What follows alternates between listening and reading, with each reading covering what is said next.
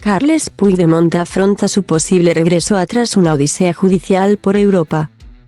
Cuando el expresidente de la Generalitat Carles Puigdemont decidió en noviembre de 2017 que era mejor huir de España que acudir a la citación de la entonces jueza de la Audiencia Nacional Carmen Lamela, quizá no era consciente de que 5 años después todavía seguiría sin poder regresar a España.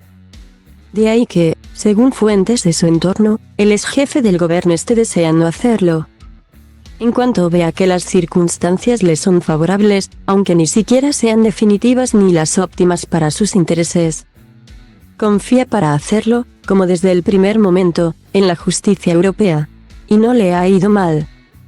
Al menos en los momentos más críticos que ha vivido en su particular odisea, los 2 arrestos que ha sufrido desde su marcha al extranjero a consecuencia de las euroórdenes dictadas en su contra por el juez del Tribunal Supremo Pablo Llarena, instructor de la causa del procés. La primera detención fue en Alemania, en marzo de 2018. En plena Semana Santa, cuando, confiado en la libertad de movimientos que disfrutaba en Bélgica, se desplazó en coche para participar en una conferencia en Finlandia, pese a los días que pasó entre rejas. El episodio acabó con el primer revés serio que sufría la justicia española a consecuencia del delito de rebelión que imputaba entonces a los responsables del referéndum del 1O. Alemania solo se mostró dispuesta a entregarle por malversación de caudales públicos y Llarena rehusó aceptarlo en esas condiciones, ya que los que sí habían permanecido a disposición de la justicia española estaban acusados también de rebelión y Puigdemont era nada menos que el principal responsable de lo ocurrido. El Tribunal Supremo acabó condenando por sedición en concurso con malversación al resto de los dirigentes de la consulta, que son los delitos que se imputan al expresidente, al menos hasta que entre en vigor la reforma legislativa con la que se despidió 2022 y el alto tribunal determine cómo debe serle aplicada tanto a los huidos como a los que fueron sentenciados. La segunda detención fue mucho más reciente. Se produjo en septiembre de 2021. En Cerdeña, y sirvió para que la justicia europea le devolviera cautelarmente la inmunidad de la que disfruta como europarlamentario.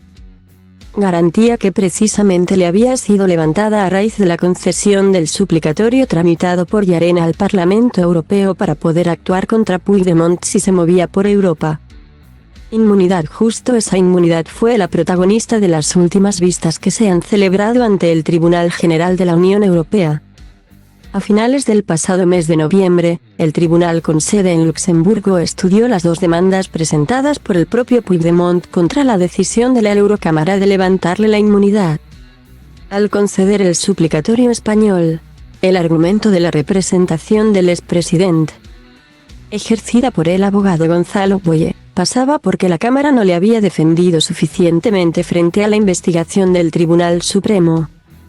Durante horas los jueces preguntaron sobre la inmunidad que le confiere un escaño que para las autoridades españolas no debería tener, puesto que no acudió en persona al Congreso a jurar o prometer la Constitución, ni siquiera a acatarla por imperativo legal, según la fórmula elegida por los diputados y senadores independentistas. Este extremo fue esgrimido por el representante del Parlamento Europeo durante las vistas para demostrar la generosidad con la que la Cámara había actuado con él y oponerse a sus demandas. También se discutió el artículo del Reglamento Europeo por el que se concedió la autorización para investigarle, para determinar si afectaba a España o solo a los países europeos por los que transite, y si las euroórdenes podían formularse antes de la concesión del suplicatorio o si este era o no necesario.